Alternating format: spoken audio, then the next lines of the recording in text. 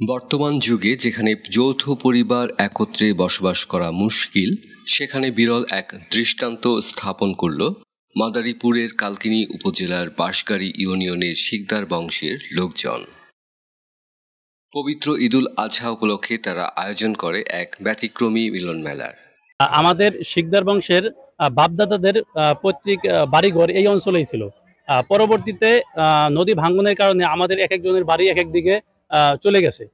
আজকের এই ঈদ পুনর্মিলনী অনুষ্ঠানের মাধ্যমে আমরা সবাই একত্রিত হওয়ার চেষ্টা করেছি এবং আজকে এই অনুষ্ঠানের মাধ্যমে সবাই একত্রিত হয়েছি।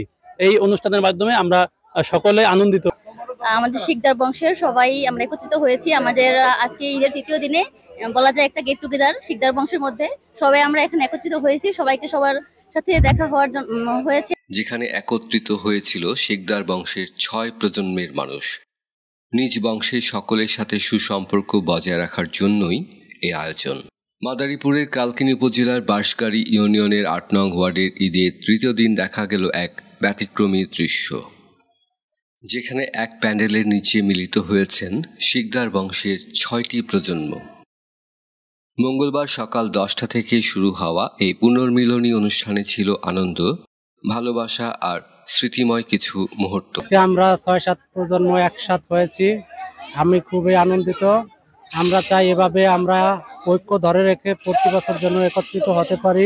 অনেক বছর ধরে অনেক লোকের দেখাশোনা হয় নাই, এখন সবাই সাথে দেখা হয়েছে। আর দোয়া করি যে সবাই সাথে যতদিন বাঁচি শিকদার বাড়ি সবাই সাথে যে দেখা হয় এতদিন। আমি ঢাকা থেকে এই অনুষ্ঠানে আসছি, সবার সাথে দেখা হচ্ছে, খুব ভালো লাগতেছে। শিকদার বংশের জন্য শুভকামনা রইল। আর খুব ভালো লেগেছে, সবার সাথে মিলেছি, খেলাধুলা করেছি। আমরা যেটা না পারছি, আমাদের ছেলেরা এটা আমাদেরকে একত্রিত করে একটা মিলন মেলা করলো। এই জন্য আমরা যাতে প্রতি বছরেই এরকম একটা মিলন মেলা করতে পারি। সাথে দেখা হয় নাই, অনেকে আমরা চিনিও না। এই অনুষ্ঠানে আসার পরে আমরা সবার সাথে চেনা পরিচিত হয়েছে, চাচতো ভাই, দাদা, সবার সাথে দেখা হয়েছে। আমার এই অনুষ্ঠানে আসতে পেরে আমাদের আনন্দ, অনেক খুশি লাগতেছে। শিকদার বংশের 6-7 প্রজন্ম আজকে এখানে একসাথে উপস্থিত হয়েছে, তো এটা দেখে আমি খুবই আনন্দিত হয়েছি। আমি চাই এই অনুষ্ঠান যেন প্রতি বছর এভাবে উদযাপিত করা হয়।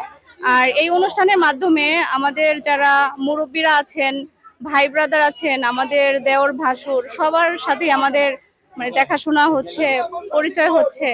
যারা আমরা অনেকের কাছ থেকে দূরে ছিলাম তারা কাছে আসতে পারছি।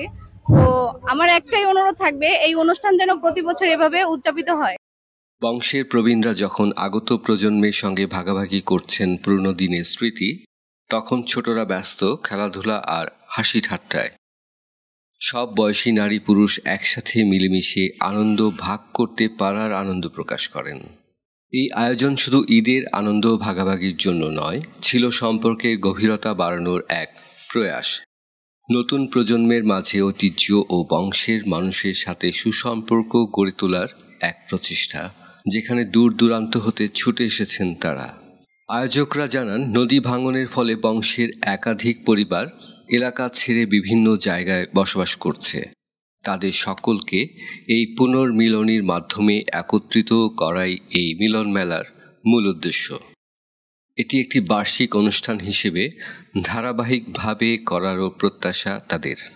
একটি বংশের 6 প্রজন্ম একত্রিত হওয়া শুধু বিরল নয়, এটি একটি সাংস্কৃতিক ঐতিহ্যও বটে। বাঁশগাড়ীর শিকদার বংশের এই মিলন মেলা হতে পারে অনেক পরিবারের জন্য অনুকরণীয় দৃষ্টান্ত। একটি বংশের 6 প্রজন্ম একত্রিত হওয়া শুধু বিরল নয়, এটি একটি সাংস্কৃতিক ঐতিহ্যও বটে।